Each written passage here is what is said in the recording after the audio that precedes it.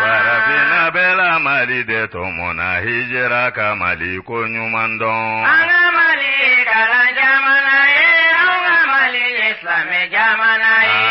Parafina bela mali de tomona hijira kamali konyumandon. Anga mali kala jamana anga mali islame jamana Parafina bela mali de tomona hijira kamali konyumandon. Anga mali kala jamana anga mali islame jamana Parafina bela mali de tomona hijira kamali konyumandon. Nibedina nyini nibedina deme ba nyumande nyini mali basegere. Nibedina nyini nibedina kanu ba nyumande nyini mali basegere. Nibedina nyini nibedina. Alhamdulillahi Rabbil Alamin. Amala barkada alamin wasijira ana. Fulani tanu kanyeshi lameba chema ani amsoma pela gelema ni watina au fen sogole do kunafonina jamana kono ani akoka. Amala barkada alamin ni wasijira ana. Bisoma na mi anga musorobai ay welebla ama. Anga musoroba noe Madame Sako Kumba Konate Bangoni Charbon Karila ako ajara kosobe kasega ansoro ka kumani anye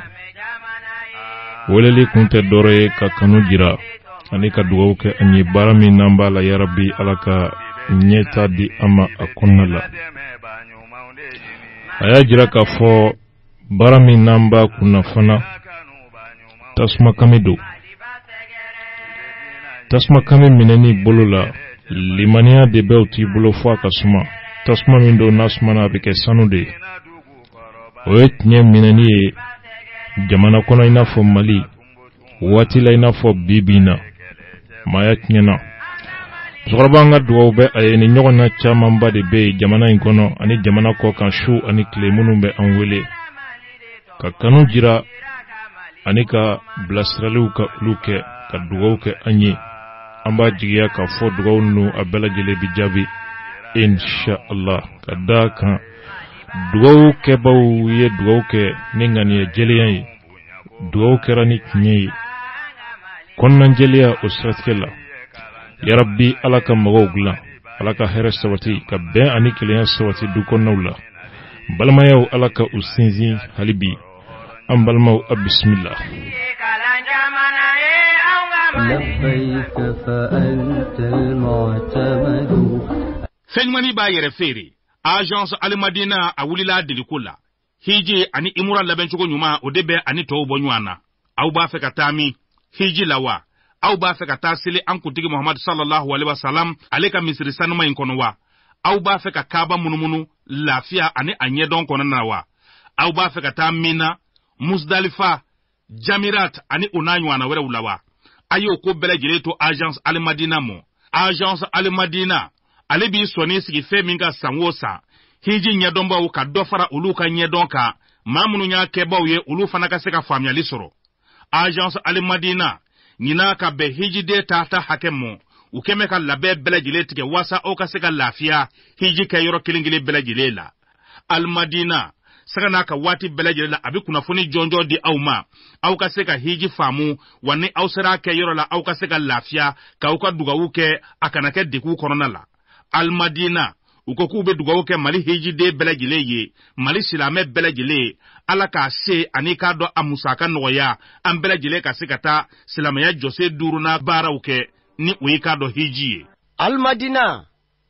ayaw haklito samba flani tani wolonvla hiji wati sera wili kuma do kausani isengadiye ma hakemi ni ulu kankata ulu damadonedo ni aube feka Al-Madina soro aye nege juruta kachi 20 23 22 06 76 44 42 11 66 85 99 92 Al-Madina wati bela jele kake au sago ani au dongoye. لبيك إلهي يا سند لبيك فأنت المعتمد لبيك إلهي فأنت المعتمد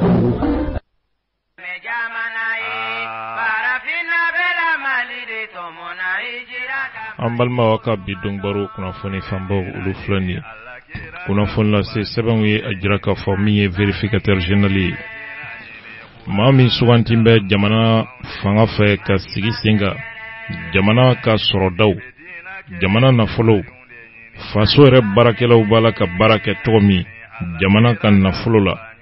ani jamana kan nafolo soro siraw ulu la ka kolosilike ulu bela jelela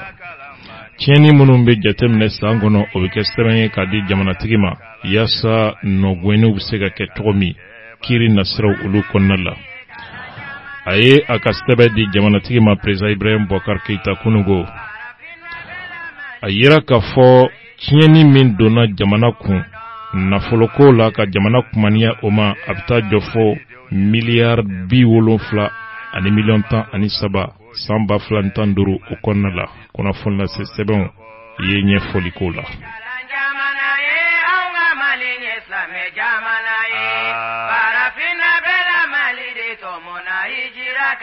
ambalmo mimbe talike kuneti kola on datun sera akmama kanya folike ga kunungo minye kuneti abarakela sabaye uye on soro anga biro kono kanya folike erfla aniko kuma nun chorla doni ani nyonche ga kuma bora kono mimbe ma jabo ambalmo uka kuma kono onye kuna foni soro kadangania soro katafe ka fo minye kuneti dorete chieni kelaw ni madane jugu dama frale nyonga ka faso don nyajibo fanga ka janfan kono anyo de famia min bora ko kono bida okulo ka inshallah ambalma na danani ma nimbe ma sigi kumbo dongbaru famba fle kuna foni wera na daka min la benana bilasi adenga fe Abdul Nyang nega kuna bato majara ka krofo boya ka awla soro aw ma ke fanfa demba yaw kono kata se miye barakerola mali kono ani akoka jien selekenani aw fanfa sogole do kuna fonina ambade chema ani amsoma do kibaru debe fezele fle awye foiti awma ka aw bismillah ka ukloma jo kuna foni ani adallu chien ani alansranaka ambal mau bismillah anga mali kala jamana anga mali islame jamana parafina bela mali de tomona hijira ka mali kunyumando anga mali kala jamana anga mali islame jamana parafina bela mali de tomona hijira ka mali kunyumando anga mali kala jamana anga mali islame jamana alhamdulillahi rabbil alamin ambal mau bismillah cinye keneka fanga ka kuna fonla se saba mimbe nangwa mako lisor uye ajira kafo yurukuruku kalali anga jamana kono krofo be ode kuna o hukumu konnala jamana re chake blo mimbe ni onyeshime jamana ka nafolo ata choko ani jamana froba barakero uka baro be kata donze munuga ni jamana ka bonebe Allah ka kolosilike ola sankono ko ke seben ka di jamana tigima o rapport o taraka di anga jamana tigima no ye san bafla anta ani duru o seben yi nyeni minkera faso barakela ufe munu yelemambe ka ke suruku ye ka jamana dun ka jamana soro dun unu ka dembaya jamana ta tieni kan 2015 rapport abe femi jeya bele jile nyakoro o de ka fo sariya sosoko jugu wole che jugu ya baraw jamana foroba baraw ni jamana ka soro ulula abe ulu de kofo o sharia soso ani wale jugu munu ni akera jamana ka nafolo la ayira ka fo o kera sebenye verificateur fe a seben kono uye jamana bonen nafolo mina 2015 miliyar bi wolonfila ani miliyon tan ani saba bonyango sefa la. N'i ye o wari sigi tiɲɛni sigiyɔrɔmaw la i b'a ye k'a fɔ fɛn min bɛ wele ko frodi n'o ye namara ani janfan sɛbɛnw olu dilanni ye o bɛɛ na o ye min tiɲɛ jamana kun miliyar 32 ani miliyon 78 bonyango. Jamana nafolo baara ko jugu n'o ye mauvaise gestion ye o ye jamana bɔnɛ min na 2015 miliyar 35 ani miliyon 5 bonyango. Vérificateur général Amadou Ousmane Touré a ye laada bɔ a sira fɛ tuguni kunungo a taara sɛbɛn di jamanatigi ma président Ibrahim Boubacar Keita n'o ye san 2015 sɛgɛsɛgɛli sɛbɛnw ye. A cérémonie a kɛra maa minnu ni maa minnu ɲɛna gouvernement maa tila bɛɛ tun bɛ a kɛnɛ kan a zonkuntigiw a tiɲɛnikɛlaw olu bɛɛ lajɛlen bɛ o kɔnɔna la. O kɔfɛ min ye vérificateur général ka bureau mɔgɔw olu fana tun bɛ a papier dili kɛnɛ kan. Nin jama ɲɛkɔrɔ vérificateur général a ye ɲɛfɔli kɛ a ka discours kɔnɔna la min bɛ walawalali kɛ sɛbɛn min bɛ a bolo a kɔnɔkuma la kumabaw ye minnu ye a y'o kɛ discours ye k'o lase o kɔfɛ ka sɛbɛn ta k'a di jamanatigi ma président Ibrahim Boubacar Keita. N'i ye sɛbɛn in kɔnɔkuma lajɛ i b'a ye k'a fɔ vérificateur général a ye kow olu fara ɲɔgɔn kan tiɲɛni minnu ni dansago minnu kɛra jamana ka sɔrɔ ani nafolow la. A yera k'a fɔ a yɛrɛ ye sɛgɛsɛgɛli minnu kɛ o bɛ boli ministirisow ani faso ka baarakɛlaw olu caman kan jamana nafoloko kɛra cogo di 2015. O kɔfɛ min ye nafolo musaka dɔw kɛli ye a ye kɔlɔsili kɛ o la musaka ninnu kɛra kɛcogo jumɛn na a da sera olu bɛɛ lajɛlen ma. A ka sɛbɛn bi maaw kibaruya fɛn wɛrɛ minnu na o ye musaka minnu ni olu bɛna kɛ n'olu kɛra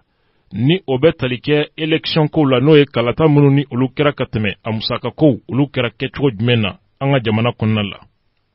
2015 rapport a bɛ fɛn minnu jɛya maa ɲɛkɔrɔ ka walawala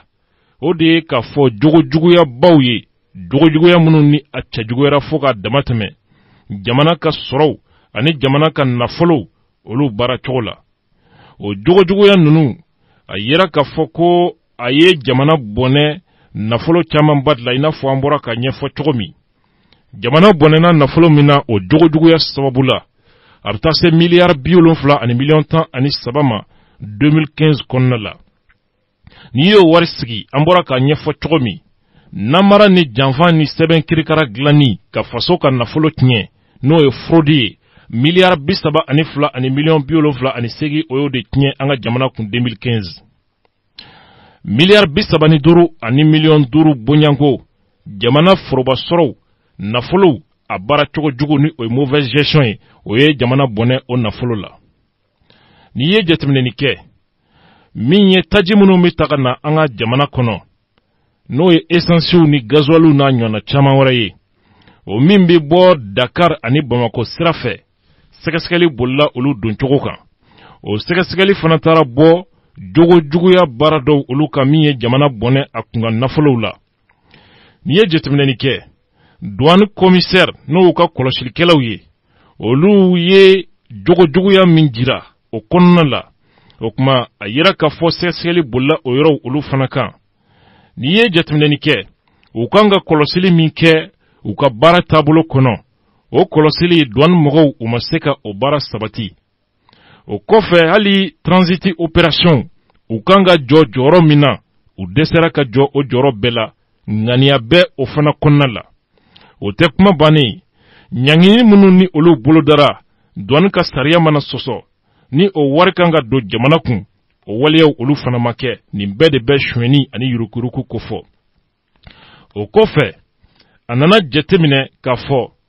wari min ni o tiɲɛni minnu ni olu kɛra ani ni lafolenya baara kɔnɔ ni o ye défaillance ye a kɛra sababu ye o kuma a dɔgɔyalen citerne kelen min ka capacité bɛ se litiri 50 bonyango ma tajiw la olu tɛ kɔlɔsi. O kuma ko tile 3 o tile 3 iba soro citerni do o kan litri biduru ba biduru se ka do min kono o bi tɛmɛ o bi kila kɔlɔsili la kɔlɔsili tɛ o ko kɔnɔna la nin bɛɛ bɛ suɲɛni ni yurukuruku de kofɔ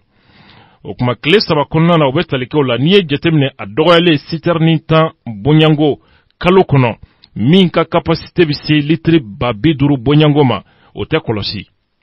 jamana bi bɔnɛ ni nafolo bɛɛ lajɛlen la dɔw ka danne juguya o sababu la min bɛ talikɛ sanu bɔyɔrɔw jamana in ye sanu jamana de ye nka anw ka sanu maa wɛrɛw de ka hɛrɛ bɛ a kɔnɔ ka tɛmɛ an yɛrɛ kan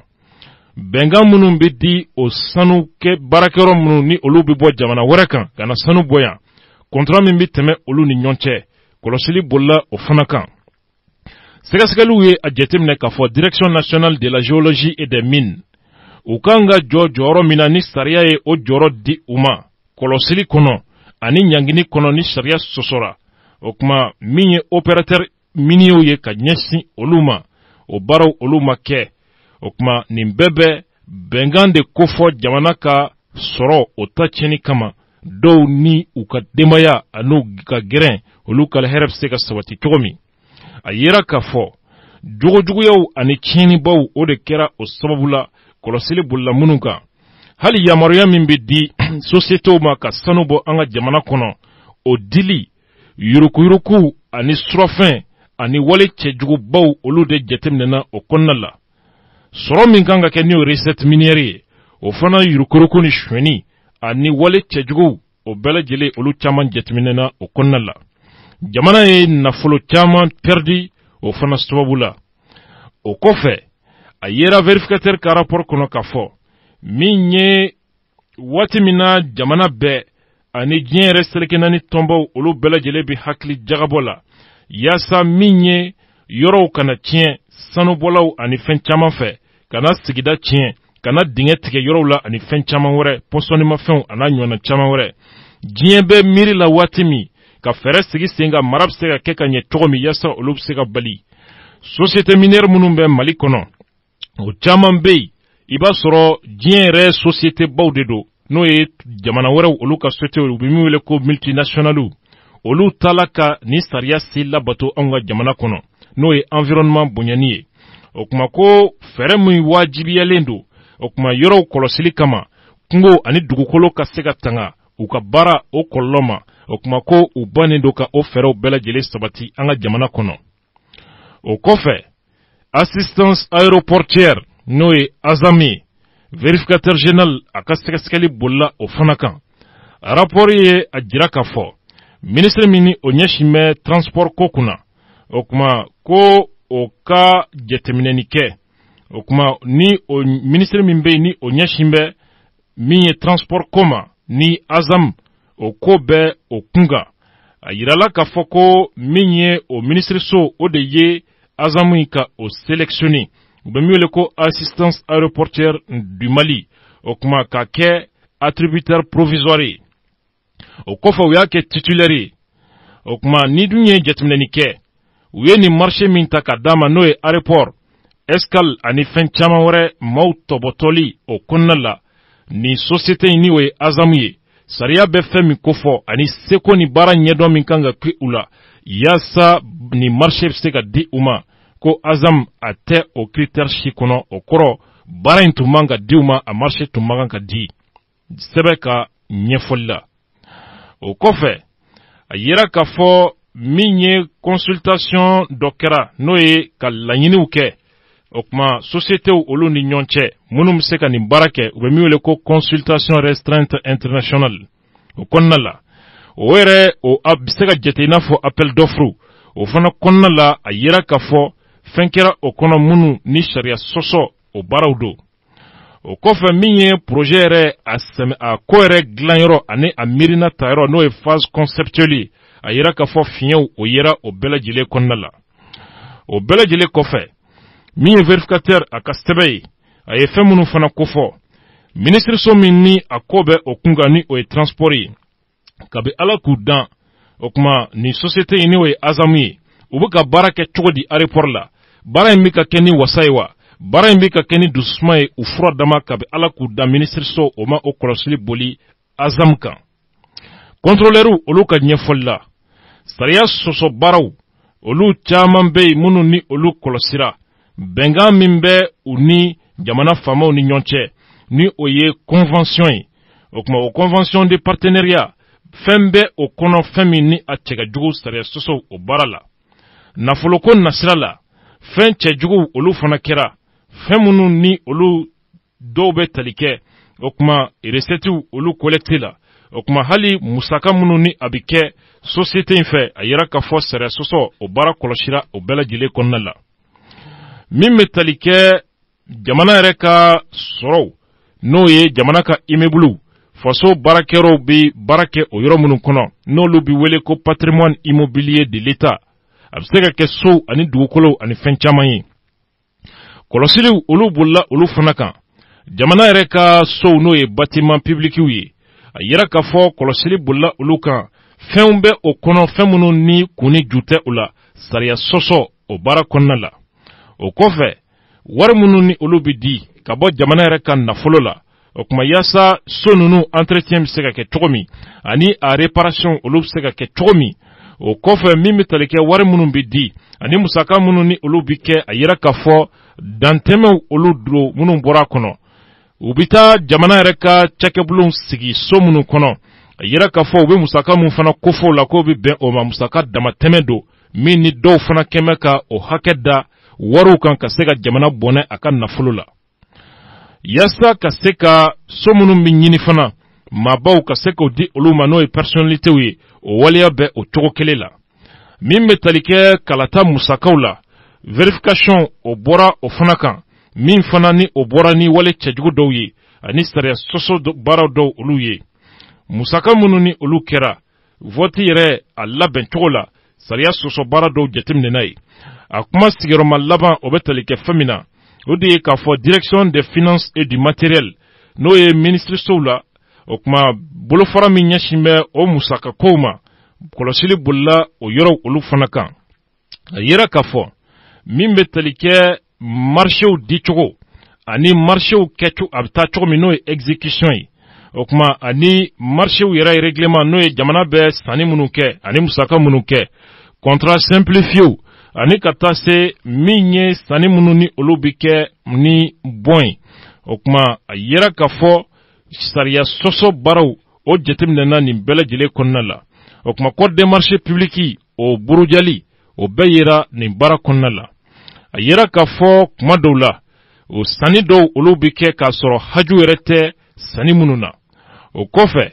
min ye faso ka baarakɛyɔrɔ tɛ yen min ɲɛsinnen don nin baara yɛrɛ bɛɛ lajɛlen mɔmɔni ma o bɛɛ lajɛlen kɛra fiɲɛ ye a kɔnɔ jamana bɔnna wari la minnu fana sababu la a yɛrɛ k'a fɔ sanni dɔw olu fana olu bɛ yamaruya bɛ di o kuma n'i ye o sanniw jateminɛ bakuruba la i bɛ taa sɔrɔ k'a fɔ baara ani service minnu ni olu kan ka di a fɔra ko an ye nin commandé nin ka san walima wari bɔra ko ka nin baara in kɛ i mana taa mɔmɔ i b'a sɔrɔ min ko fɔra ko sanna kabi ala ka jamana dan o ma san walima baara yɛrɛ ma deli ka kɛ fiyewu a musa nafolo dun bɔra jamana kun o fana dɔw ka baloda kɛnbɛ o ye jamana ta tiɲɛni kan n'i ye jateminɛni kɛ a yira k'a fɔ min bɛ wele ko régie d'avance olu ka fonctionnement hakili kan ka to o la kɛrɛnkɛrɛnnenya la wari tiɲɛna jogojuguya sababu la ka se kisa min na a barika bonyana min bɛ tali kɛ vérificateur général a ye nin kɔrɔfɔ ninnu bɛɛ lajɛlen fɔ tuma min a ye a jira k'a fɔ a danganiyalen don jamana ɲɛma a bɛ cɛsiri min na o kuma kaba ka mandat daminɛ tiɲɛni minnu ni olu kɛra ka tɛmɛ u bɛna walanda bɔ olu kɔnɔna la ani fɛɛrɛw bɛna sigi sen kan cɛsiriw olu bɛ se ka to sen na yaasa nin ko ninnu bɛ se ka lajɛ cogo min a ye a jira k'a fɔ nin ko in ye wajibi ko ye bi an ka jamana ma n'o ye priorité nationale ye a ka kan bi bɛɛ lajɛlen ka se ka faamuyali kɛ ka baara kɛ ni jogo ɲuman ye jamana ka sɔrɔ ani jamana ka cɛkɛbulon olu kɔnɔna la vérificateur général a ye conseil min di o kɛra o ye jɛlenya bɛ se ka sabati cogo min faso baarakɛyɔrɔw olu la faso baarakɛyɔrɔw k'u ka kɛta dɔn ani ka jɔ u jɔyɔrɔ la o kuma jamanatigi ni a ye a cɛsiri o baara la baara min don a ma nɔgɔ baara min don a ɲɛ ka misɛ fo k'a dama tɛmɛ nka n'a ye a cɛsiri nin baara in ma bara min ni bara sɛbɛba don, bara min ni a bɛ tali kɛ jamana yɛrɛ ka ɲɛnamaya la ani jamana ka siniɲɛsigi la. Bureau du vérificateur général u ko olu ŋaniya bɛ fɛn min kan o de ye k'a fɔ cɛsiri jamanatigi ka dɔ fara o kan yaasa a ka se ka a jeniyɔrɔ fin vérificateur général ka baaraw ka se k'u kɔkɔrɔma don cogo min ani fɛn caman wɛrɛ. O kɛra Amadu Usman Touré ale ka bilasirali ye ka fɔ an ka jamanatigi ye. Président Ibrahim Boubacar Keita a ye vérificateur général fo a ye nin baara minnu kɛ kabi bureau in sigira fo ka se bi la. O kɔfɛ a y'a jira k'a fɔ a bɛ segi a ka layidu kan. A bɛ fɛ ka baara min kɛ a bɛ kɛ jamanaden bɛɛ lajɛlen ka hɛrɛ de kama. O sababu de la a bɛ segin a kan k'a kan di. Yɛlɛmaw olu bɛna kɛ sariya nasiraw la. Fanga ka baarakɛyɔrɔw u bɛ se ka baara kɛ ni galabu ani wasa ye cogo min. U bɛ se ka baara kɛ ni ɲɛdɔn ani hami ka kɛ faso baarakɛlaw la ka se ka jamana ka hakɛw ka olu tanga. Yɛlɛma caman olu sigira sen ka jamanatigi fɛ nin jogojuguya olu bɛ se ka kɛlɛ cogo min. O yɛlɛmaw kɔnɔ code de déontologie des agents publics a ye o sigi sen kan ani office central de lutte contre l'enrichissement illicite a ye o jɛkulu fana sigi sen kan jamana nafolo suɲɛbagaw olu bɛ se ka nɔbɔ cogo min. Président Ibrahim Boubacar Keita a ye layidu di k'a fɔ tiɲɛ don ɲɛma caman bɛ yen minnu ni olu bɛ ka sigasiga don yɛlɛma minnu bolodara nka yira k'a fɔ jɛkulu minnu sigira sen kan u bɛn'u ka jɔyɔrɔ kɛ a ɲɛ ka fɔ ka se a dan na. Rapport minɛni jamanatigi ye a yira k'a fɔ o kuma cɛsiri minnu ni olu kan ka kɛ bi ale bɛ a kalama. O kuma yaasa o cɛsiriw olu bɛna to sen na yɛlɛma bɛ se ka sabati cogo min sariya jɔnjɔnw bɛ se ka sabati ka jamana ka hakɛ ani jamana ka nafolo ka se ka olu tanga cogo min. Faso baarakɛlaw bɛ se ka kɛ maa ladiriw ye cogo min o cɛsiriw olu bɛ sen na.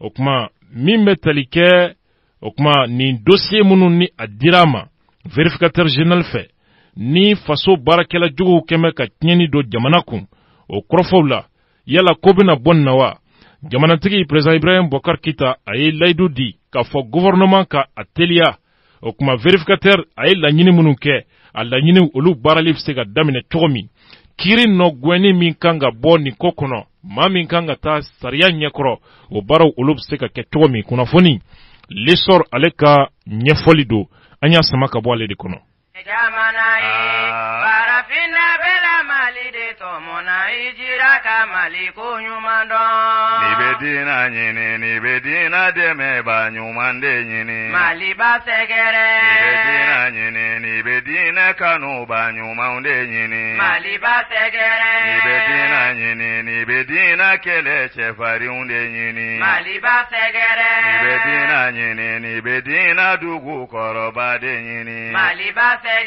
Alina danna kɛlɛ de ma Mali moridenw ɲɛ kɛlɛkɛla ɲuman ye. An ka Mali ye kalan jamana ye, an ka Mali ye silamɛ jamana ye.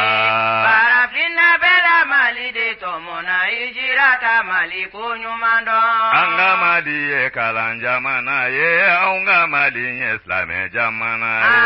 Barafinna bɛla Mali de tɔmɔna i jira ka Mali ko ɲuman dɔn. An ka Mali ye kalan jamana ye, an ka Mali ye silamɛ jamana ye. Barafinna bɛla Mali de tɔmɔna i jira ka Mali ko ɲuman dɔn. Ni bɛ diinɛ ɲini ni bɛ diinɛ dɛmɛba ɲumanw de ɲini. Maliba sɛgɛrɛ. Ni bɛ diinɛ ɲini Ala kira kanuba ɲumanw de ɲini. Maliba sɛgɛrɛ. Ni bɛ diinɛ ɲini ni bɛ diinɛ kɛlɛ cɛfarinw de ɲini. Maliba sɛgɛrɛ. Ni bɛ diinɛ ɲini ni bɛ diinɛ dugu kɔrɔba de ɲini. Maliba sɛgɛrɛ. Hali n'a danna Tumbutuma Kanku Musa ye kɛlɛ cɛfarin ye. An ka Mali ye kalan jamana ye, an ka Mali ye silamɛ jamana ye.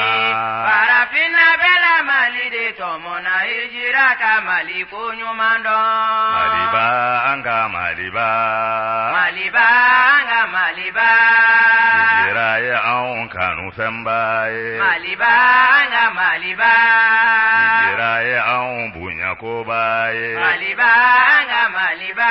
An ka Mali ye kalan jamana ye, an ka Maliba ye hinɛ jamana ye. Ubulwa bani minali imani libaniyati sɔrɔ hɔrɔnya kɔ. An ka Mali ye kalan jamana ye, an ka Mali ye silamɛ jamana ye. Barafinna bɛla Mali de tɔmɔna i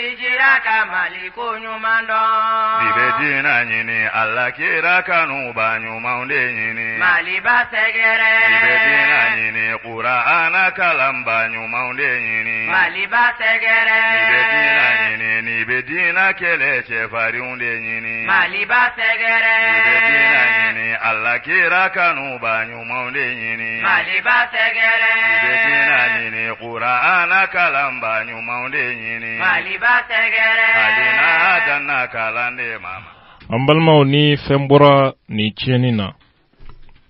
an b'a fɔ alhamdulillah nka an kɔni jigita kan k'a fɔ ko fɛn bɛ bɔ nin na. Vérificateur ka rapport dama min danbɛ ye ni foyi ma bɔ a la hakɛ t'o la. Jamana yɛrɛ kiiritigɛlaw nin y'olu ka marché de ye sabu ko in bɛ maa o maa kun kan o bɛ don kiiritigɛlaw kan.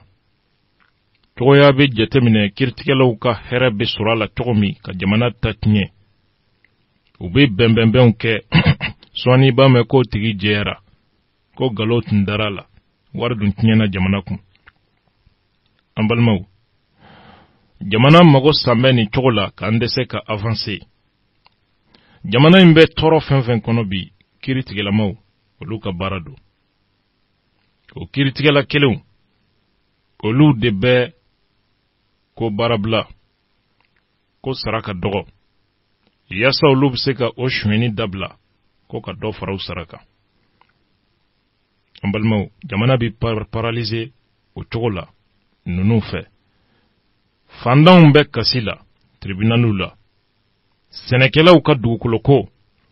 samiyɛ ɲɛkɔrɔ dɔ bɛna ben sɛnɛkɛla kan a fa n'a mɔkɛ sigira yɔrɔ min k'u ka du minɛ k'u ka foro minɛ n'u ko ko o bɛ kɛ cogo di ka papier daw kan samiyɛ ɲɛkɔrɔ ka taa sɛnɛkɛla datugu kaso la ka ɲin'a kɔ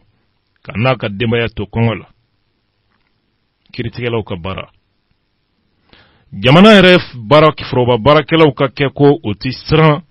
jamana yɛrɛ nafolo tiɲɛni ɲɛ bilen. Jamana kiiritigɛlaw ka baara don. Jamana in mako saba fɔlɔw jamana kiiritigɛlaw don.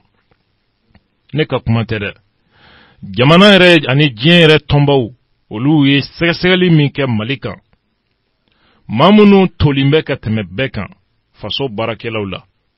u ye jamana kiiritigɛlaw olu de ta u tɔgɔ ma.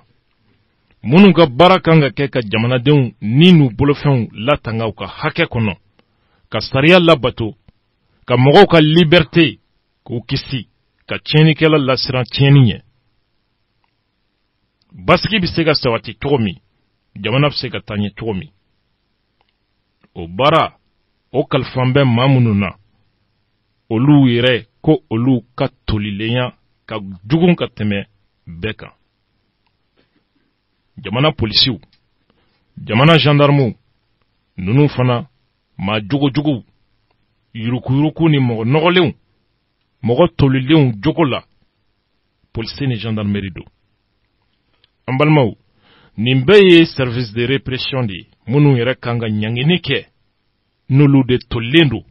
a bɛ kɛ cogo di. An balimaw i b'a ye k'a fɔ ni ɲɛma sɔrɔ nin na ka kiiritigɛlaw sɔrɔ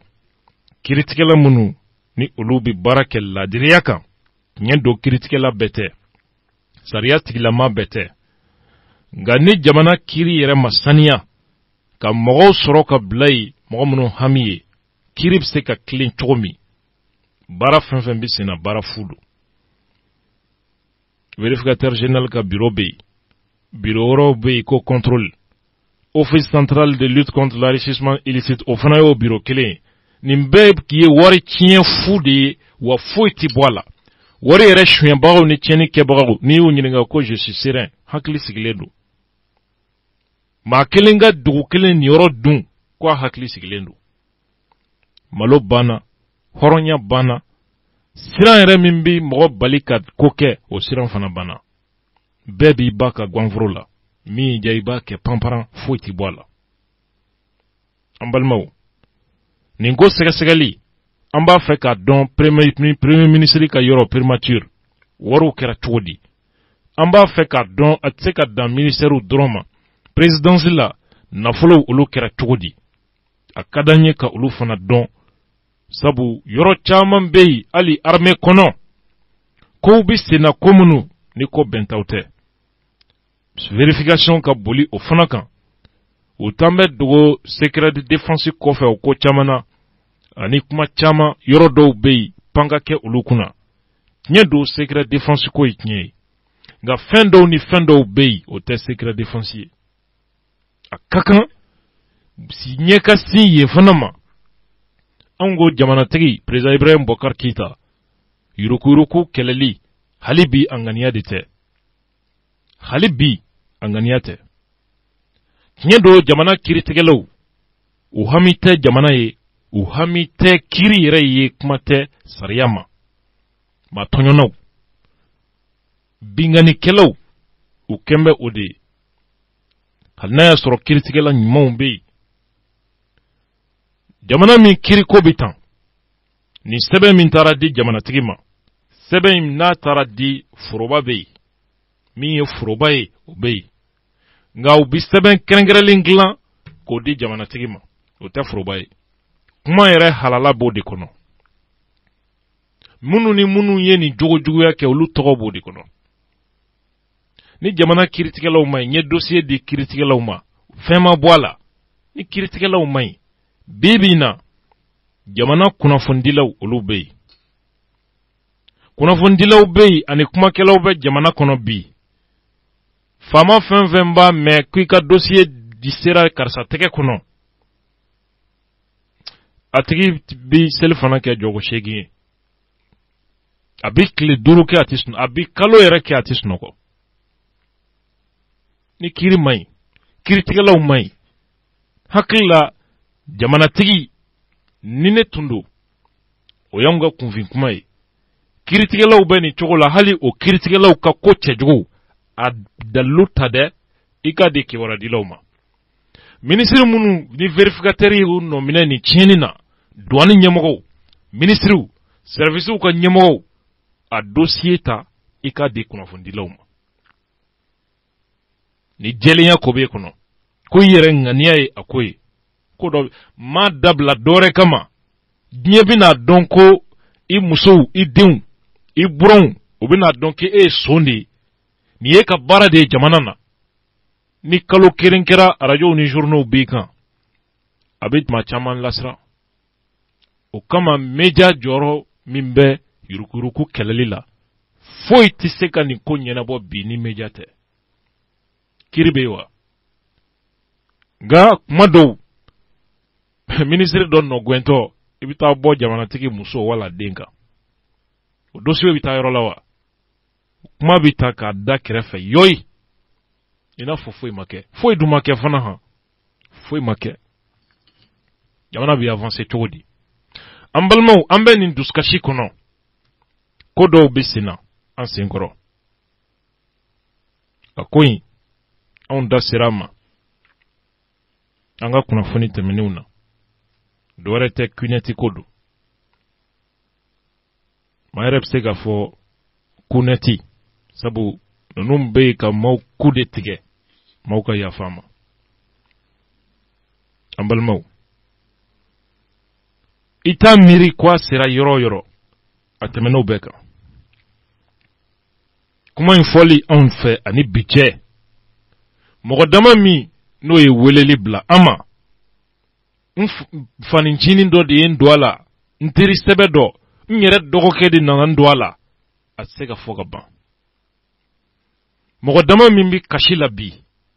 mɔgɔ dama min mali kɔnɔ dɔw fo nigeriya mɔgɔ minnu b'an lamɛn ye u bɛɛ ye weleli kɛ a kumakanw bɛ n bolo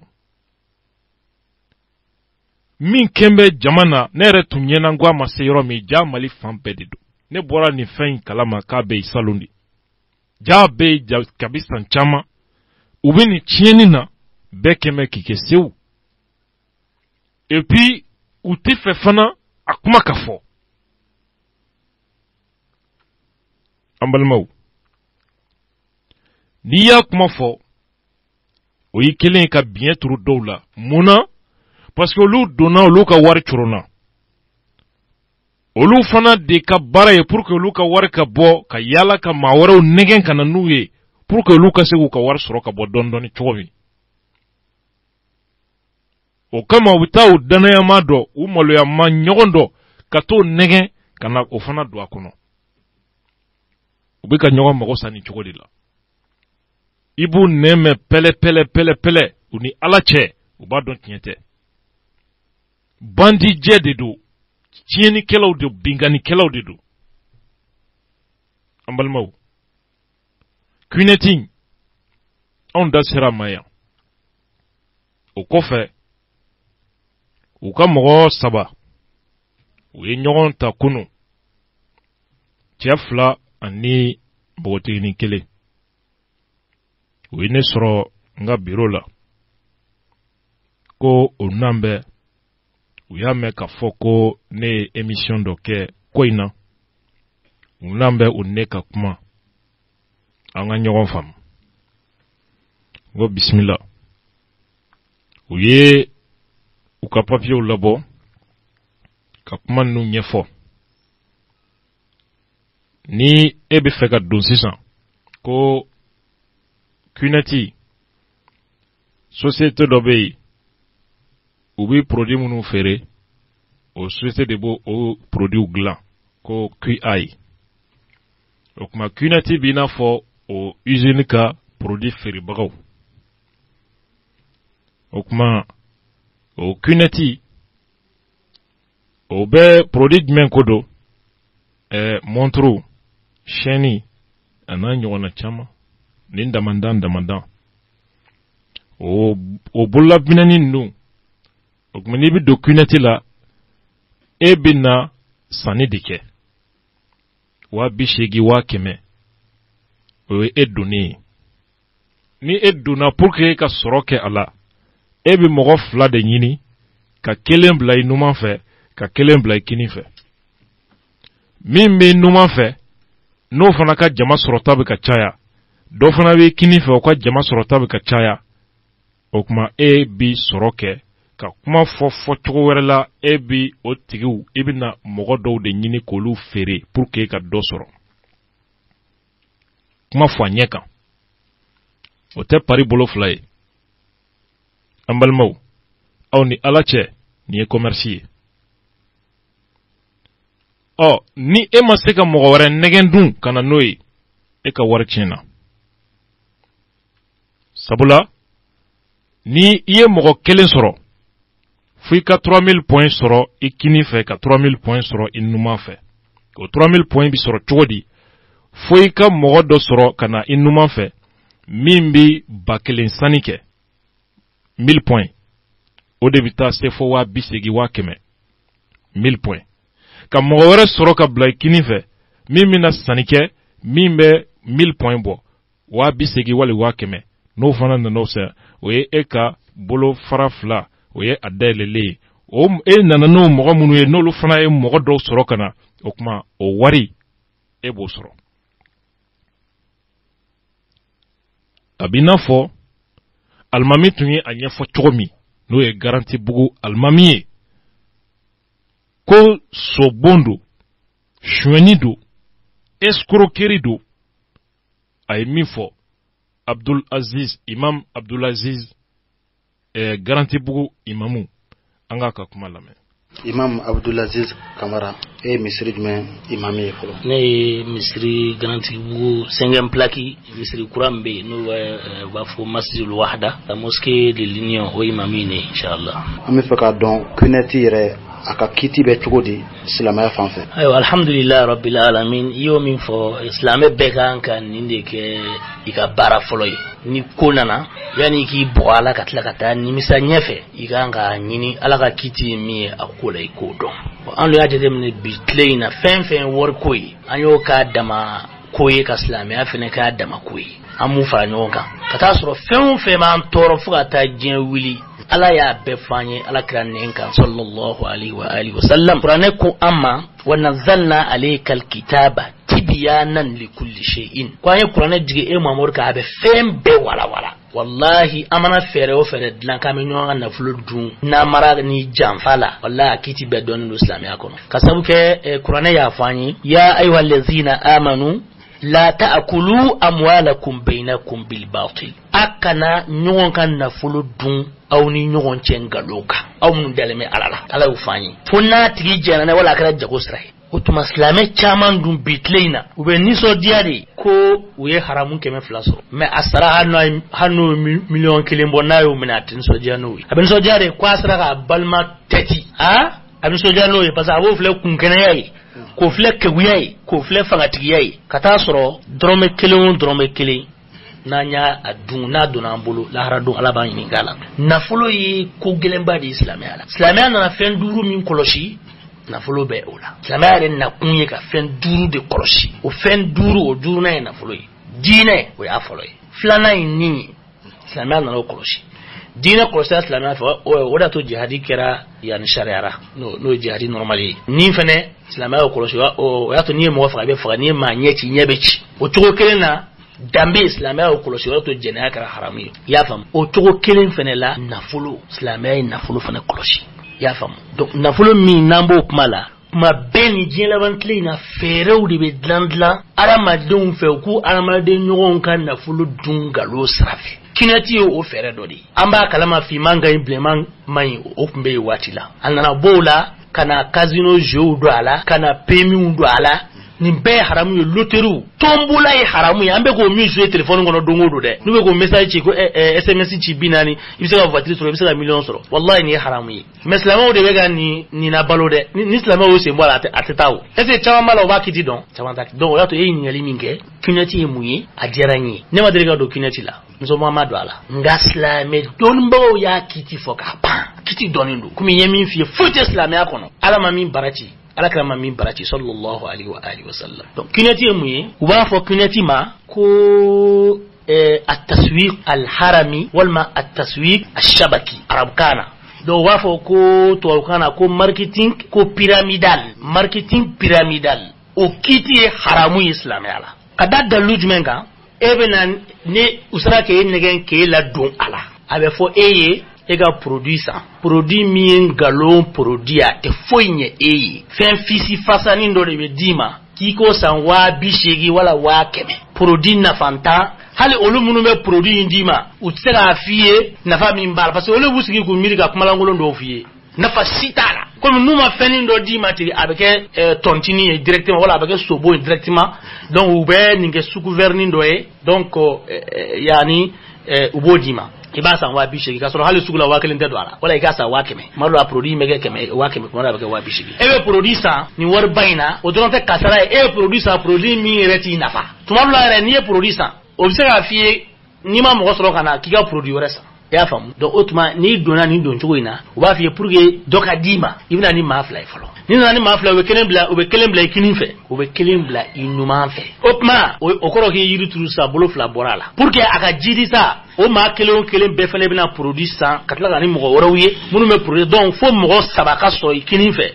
mɔgɔ 3 ka sɔrɔ i ɲuman fɛ en tout cas pour que i ka sara daminɛ f'i ka se mɔgɔ 6 ma dɔw ko mɔgɔ 5 donc almuhim e yɛrɛ kelen tɛ dɛ i bɛna ni mɔgɔ kelen min o fana tɛ o fana bɛna ni mɔgɔ bilen silamɛya ko nin tɛ feere ye ko nin ye nkalon ye nin ye namara ye nin ye sobo ye o dalu ye mun ye e ye fɛn mun san e m'a san fɛn in nafa kama produit m'a to k'e y'a san koyi a ma fɔ e k'a ye maa ka bana furakɛ k'i y'a san la e y'a san de ko ne bɛ wari min bɔ ne ka caman sɔrɔ i n'a fɔ sobonna bɛ 40 bɔ k'a ka miliyɔn sɔrɔ cogo min na o kelen de don mais produit ni ye sous gouvernement non wala to dɔnnibagaw ko produit in ti jate donc u b'a fɔ ma ko riba al-fadl at-tafadul ko bɛ na c'est e min bɔ e ko kɛ dɔwɛrɛ minɛ min ka ca n'o ye o ye haramu ye kelen riba nasiya b'a la o ye e ye yan wari don i ka wari tɛ segin ma wala i ka wari valeur tɛ segin ma a bɛ sumaya a bɛ bila kɔfɛ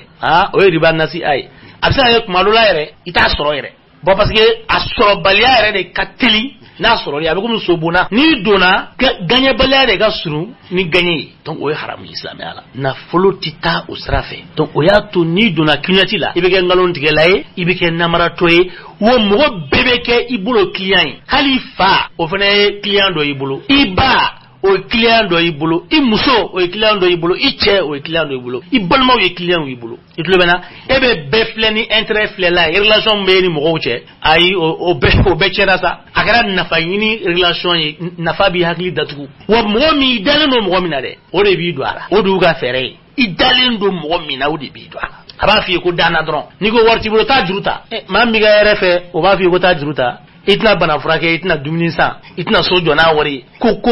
produit ta tiene ko ta juruta e ka dola o bi ga refe ne ga misri welela itlo bena accusé do dem so kwama bi mana o ya fo mo yi folo ko ne ga misri welela kwa duna kinati la ko fo aganyena kwa ye 200 kabala ko ga moblu besa ko fa ele manaka duko atoro fo ne ga misri welela so mo do wi alere misri welela so mo koy do otuma o so mo do de nga misri welela wele ko karta nya me ki ele manaka bala ki ele manaka dukurala ale ko ale ko o ko ga kuma jme ko tale donc ugangalon ni flenita bengalon ulumun choro no gaba ai uba yini ke turu kuma be bo sunta fokale soyi ama fo islamawi ayan na me ni de chen sunta fokale soyi ita me kinoti mo da ko ni duna kibe turu ne parce que lu turu ne no gaba iba me awni da amunu madu amunu ya sagasiya awni ba nye fi ni mi me umne e mi fele duna ni turu da ijija igasra alanye igana ban maslame wore churun ka farika te horanya uti islamiyya donc aben chugoina kineti kuma kan sunyala jakote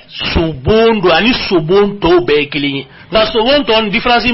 fitini me ani pemini awani wona uche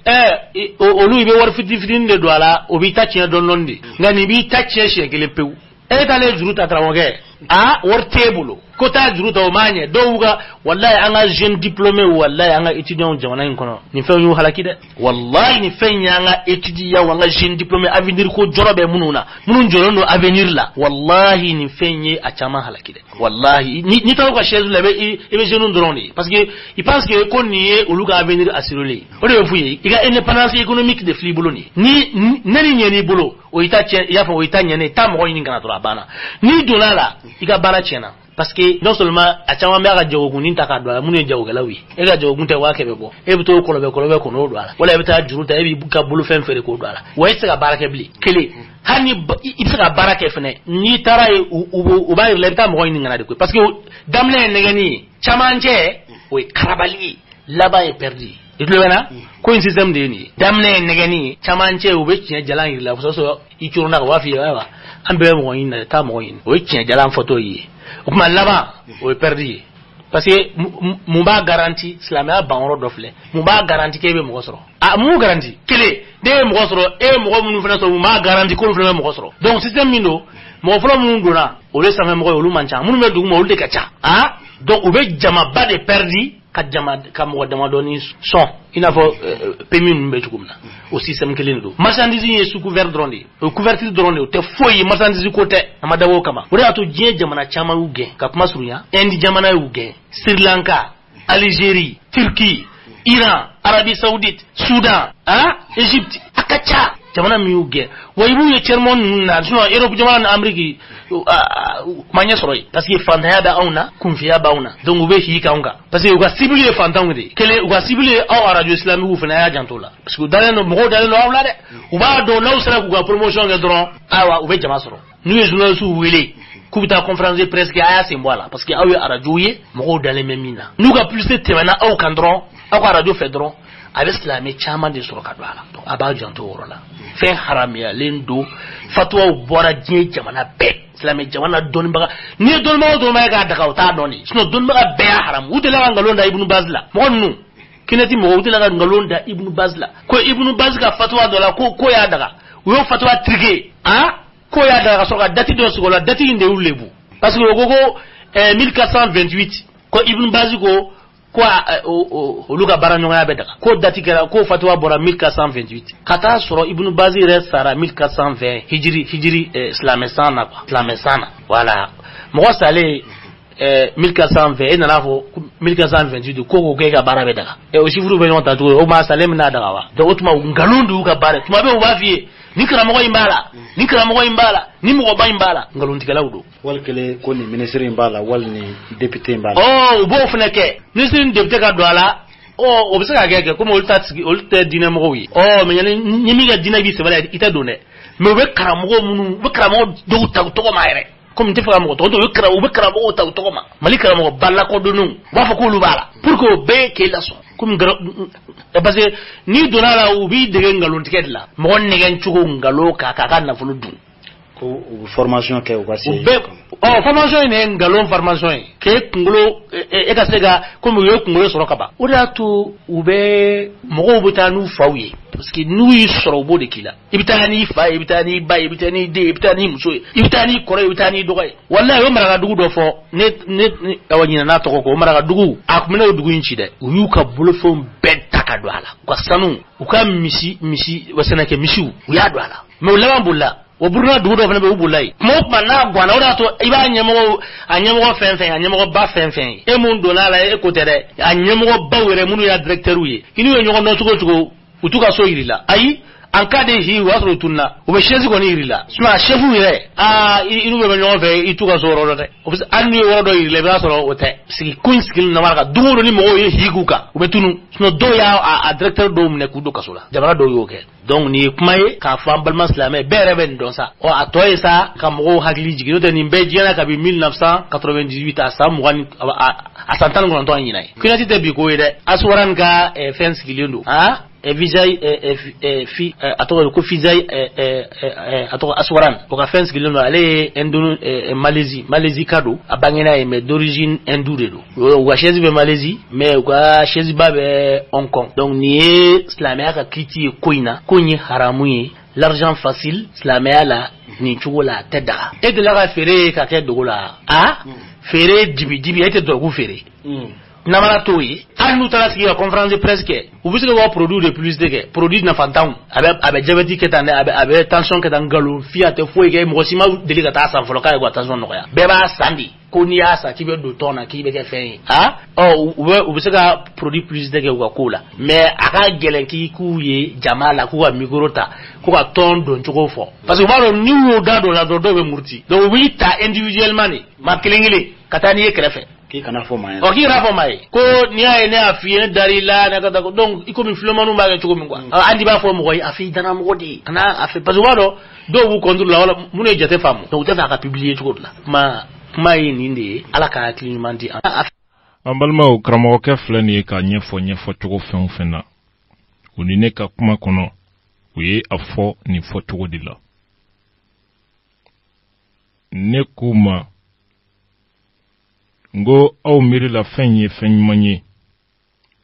et vous faites des victimes. Ako commerce do. Ako aka fenye ko société do. Au koro au enregistré l'endo registre de commerce là. Au koro au be impôt sara, au be taxi sara. Au seka au dalu ira nawa. Ngo mogo mana lalon chugo mogo ko ntina kashiwu yere makata tribunal la ko nga warchena sani fere muye c'est l'offre et la demande ne mogo benina abi au feiwa abia asonwa eniye ibika wardi ibimi no fa abi tagadima o sera perdu là o sera mogo ni mogo hake blay kini ni numa fe ambalmaw jeune diplômé sans emploi ou bolu soro chodi ou bi avec ko monute barala ko todi ko offre d'emploi o lumbina ou bi kunetira ne kuma nauko ko escroquerie ne au faux kon mango faux. Ngo, voici là la première preuve de l'escroquerie. Kata sans jeune diplômé sans emploi ou ele kana ko emploi kana ni kuneti ko fouye. Première escroquerie abo erode là. Ambalma ibe mu famu ni kono. Uka mo nu chaman be ivoirien do. Malien ivoirien qualité dodo.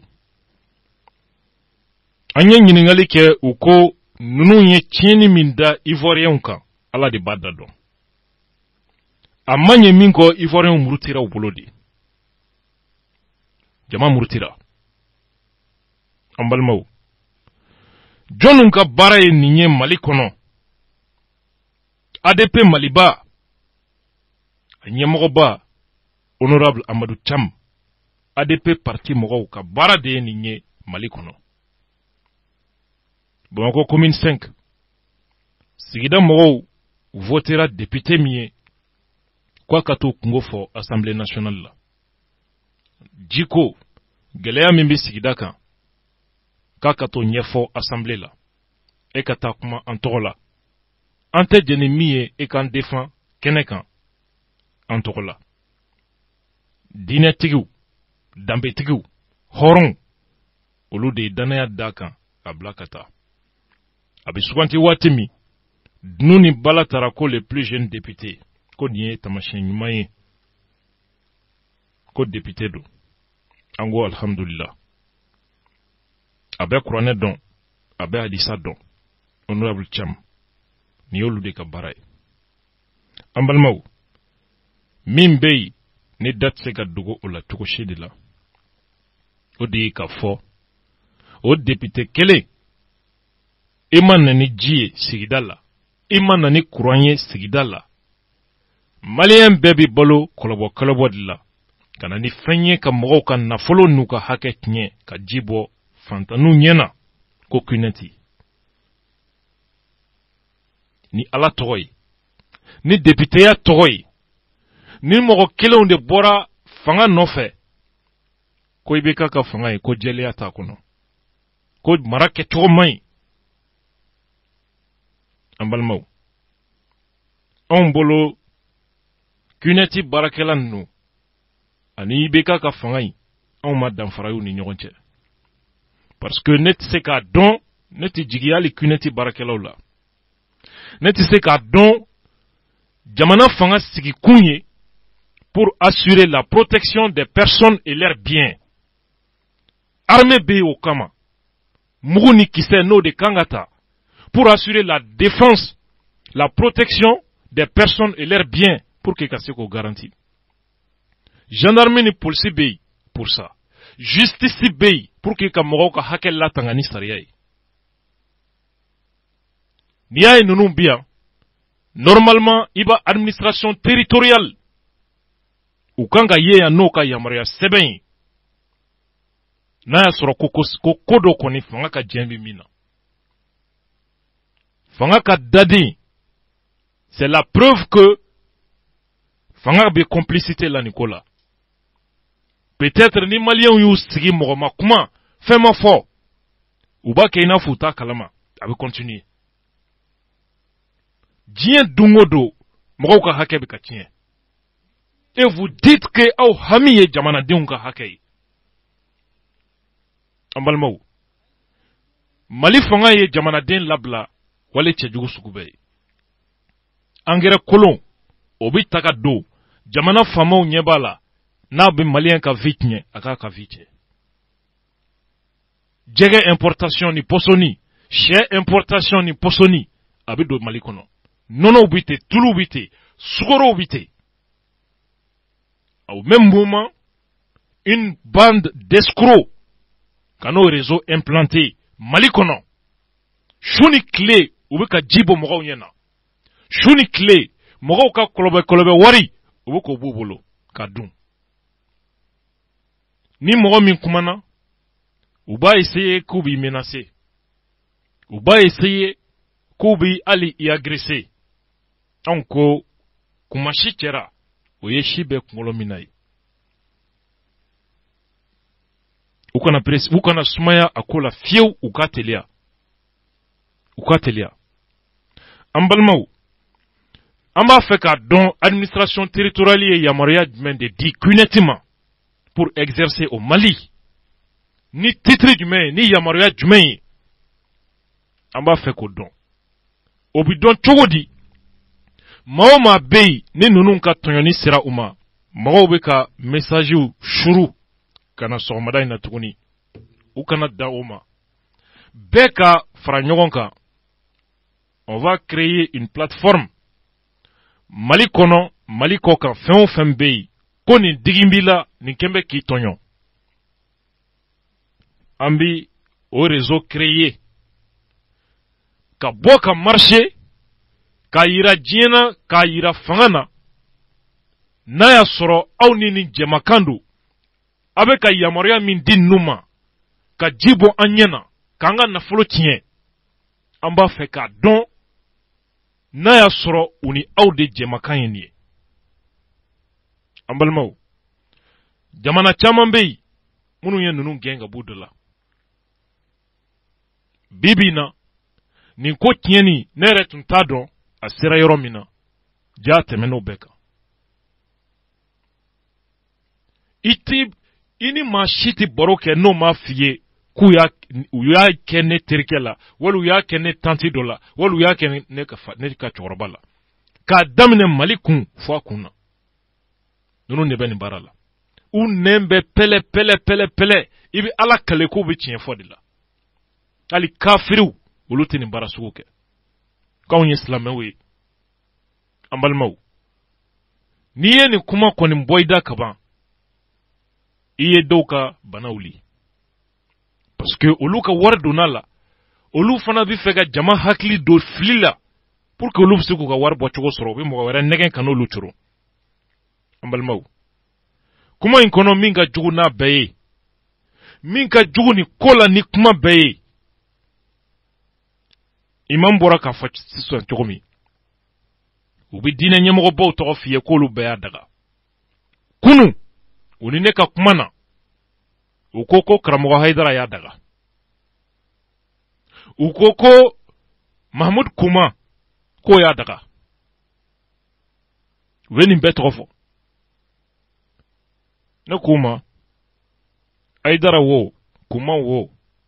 olu ka kuma ne dadonyɔrɔ t'o la nka i bɛ mun faamu ninnu ka baara ye nkalontigɛ de ye ka da mɔgɔw la k'u tɔgɔ tiɲɛ o kama anw ka baara in ne de filɛ nin ye k'u lasɔmi k'u tulo lasɔmi min bɛ ka fɔ mɔgɔ ninnu bɛ ka min fɔ u ma a tɔgɔ b'u da dɛ a dun ka ɲɛɲini a la a ka kan ka kuma ni yɛrɛ dɔrɔn ye dalilu ye k'a yira k'a fɔ ko bɛɛ kungo don parce que karamɔgɔbaw minnu dɔn bɛ diinɛ ko la u kan bɛ ko nin bɛɛ y'a daga pour que ka mɔgɔw sɔrɔ ni anw ma nin kuma fɔ jama bɛna to o dibi la minnu yɛrɛ peut-être a bɛ ka fɔ olu ma la ka bɛ Ala k'u dan u ma nin kuma yɛrɛ mɛn u tulo la o kama an mago b'u fana na u ka dakuruɲɛ kelen na ka kuma nin ko la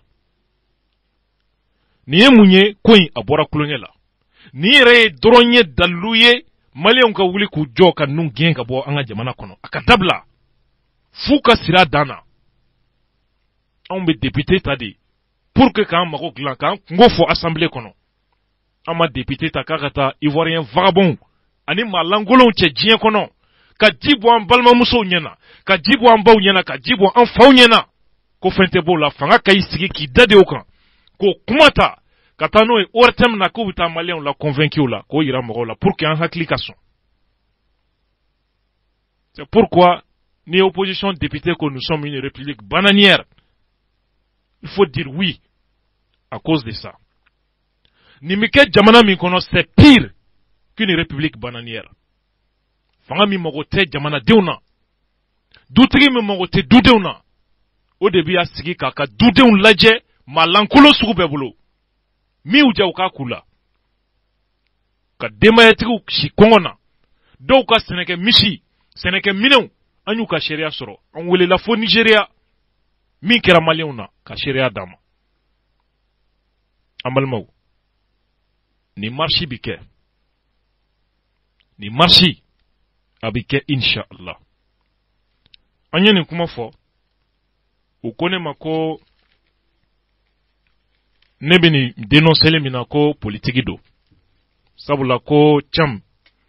ko a bɛ opposition na an balimaw quel est le lien entre viens manger et ton père n'est pas solvable n'an ka dumuni kɛ ani fa tɛ juru sara ne maliyɛn y'u cɛ Mali kɔnɔ ni kumana ɲani u ka i ka kuma ta u b'a dɔn kuma in tiɲɛ damandu la fadenya b'u ni maa min cɛ u b'o tigi tɔgɔ fɔ k'o tigi de y'i bila olu la pour que ka jama hakili do fili la ça fait que hakili tɛ minnu na kosɛbɛ olu hakili bi ɲinɛ kuma yɛrɛ min fɔra panbekɛw kunna ni fana ye vagabond ka système de hali diinɛ kunda dɔ bi tiɲɛni dɔ kɛ n'a kuma bɛna wɔyɔ fadenya bɛ u ni minnu cɛ u b'a fɔ ko olu de bi ka tɔgɔ tiɲɛ kuma don k'u ye dɔ sara k'o k'a kuma fɔ mais kuma yɛrɛ min fɔra da tɛ s'o ma o kuma ye tiɲɛ ye wa nkalon don wa da tɛ s'o ma an balimaw o kama faamuyali gɛlɛya bɛ mɔgɔw ma journaliste caman kumana ko in na journal cikan o kumana ko in na o giribasara ka hiko kan k'u bɛ taa ɲɛfɔli ko ye u b'u to la u b'a essayer k'u b'i menacer anw da donna kuma na u girinna k'u bɛ ɲɛfɔli k'anw ye k'a tante k'u bɛ menacer kɛ anw ko n'a t'aw kɔnɔ ala k'a jigin aw kɔnɔ ni saya tɛ aw ma ne tolila ka ban anw tolila ka ban ni parti IBK ko don ADP Maliba olu de tun bɛ majorité la fanga wari u y'a minɛ a jɔyɔrɔw u y'a kɛ ka hali école dayɛlɛ accord d'Alger ko ka maliyɛnw hakili la sɔn o ma u ye nin bɛɛ kɛ sisan ko constitution man ɲi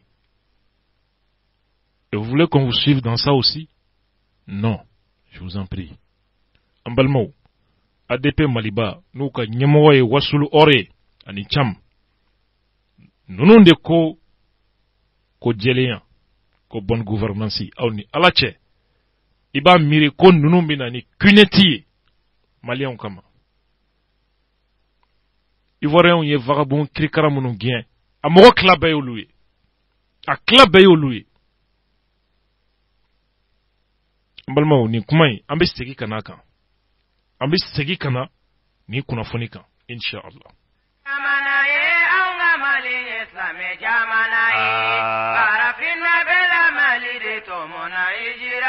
an balimaw kunnafoni lase sɛbɛn min bɛ yen n'an ko a ma ko l'indépendant o ye a jira k'a fɔ Kulukoro ICOMA baarakɛlaw musow olu tun ye kalenkan min jira kunungo ko u bɛ taama k'u kun da jamanatigi kan président Ibrahim Boubacar Keïta ka fini bila dɔ kɛra tɔɲɔn barika bonyana an tɛ ko dun an tɛ banangu dun an bɛna min ɲini u kan k'o yira an na Kulukoro musow u ka kunungo taama u ka kalenkan tun don nka jamana in ye laada jamana ye Bamako dugutigilakaw olu y'a ye k'a fɔ tamasiyɛn min bɛ nin ko in na tamasiyɛn ɲuman tɛ muso ye fini bila maa o maa kama ka taama i ta tiɲɛ na a danga tɛ ko foyi la jango u tɔɲɔni an balimaw dugutigi wulila k'u jɔ sabu ni tiɲɛni nana dugu kɔnɔ a kɔlɔlɔ fɔlɔ ye dugutigiw ta ye hɛrɛ mana na a hɛrɛ fɔlɔ o ye n'u ka dugudenw ta ye dugudenw ka hɛrɛ sɔrɔli ye dugutigiw ka hɛrɛ ye dugutigiw ye delili kɛ an balakaw u ye laada bonya u ye dugutigiw bonya taama in kunungo u ye a bɔ a dɔgɔkɔrɔ ICOMA baarakɛla minnu ka baara tiɲɛna Alpha ni ATTw ka fanga jugu sababu la ni opposition daden bɛ ICOMA ko kan fɔ bi sabu u b'a dɔn olu de ye nin tiɲɛni kɛ u da tɛ se ka don nin kuma na o baarakɛla minnu ka baara tiɲɛna kunu u tun kan ka taama in u ye a bɔ a dɔgɔkɔrɔ k'a bila waati wɛrɛ la dalu ye fɛn jumɛn ye muso ninnu a yera k'a fɔ fini bilali ka taama kɔrɔ min b'a la ani tiɲɛni min don an ka laadaw yɛrɛ la u delila ka ɲɛfɔli k'u ye u ka sabali ala kama u ka nin ko nɛmɛnɛmɛ u ka jɛkulu maa min bɛ kuma u tɔgɔ la n'o ye mouvement de lutte pour la restauration de l'ICOMA Alassane Sare u y'o sɔrɔ nɛgɛjuru la. O ye a jira k'a fɔ musow tun ye taama min boloda kunungo ko a taama bɔra a dɔgɔkɔrɔ. Bamakɔ dugutigilakaw olu ka cɛsiri kama a bɔra dɔgɔkɔrɔ. A ka ɲɛfɔli la ɲɔgɔn ye minnu kɛra a ko la, a kɛra sababu ye dugutigiw ka se ka kibaruya jɔnjɔn di u ma i koma baarakɛla minnu ka baara tiɲɛna u ka ɲɛnamaya yɛrɛ bi cogo min ka dugutigiw ladɔnniya. Jamana faamaw banbɛ hali sini ka cogoya ɲini o baarakɛlaw olu ka hakɛ ko la. A ka ɲɛfɔli la waati min na deliliw olu bɛ senna Bamakɔ, délégation dɔ n'o ye ministre 3 gouvernement tɔgɔ la olu ye délégation kɛ o kuma ka taa Kulikoro yasa ka taa baarakɛlaw ka taa layidu d'u ma k'u hakili sigi k'a fɔ gouvernement bɛ baara la a dossier kan. A ɲɔgɔn senfɛ min ni o kɛra Kulikoro gouverneur la a kɛra 19h waati fitiri waatiw la. Délégation u ye a ɲini o kuma kalo 2 de ɲini Kulikorokaw olu fɛ o kuma yasa min ye baara min ni o bɛ senna baarakɛlaw ka hakɛ ko la o hakɛ bɛ se ka sabati u ye cogo min. An balimaw nin ye l'indépendant ka laseli ye. An bɛ dugawu kɛ u taara kuma fu dɔw fɔ ka tɛmɛ.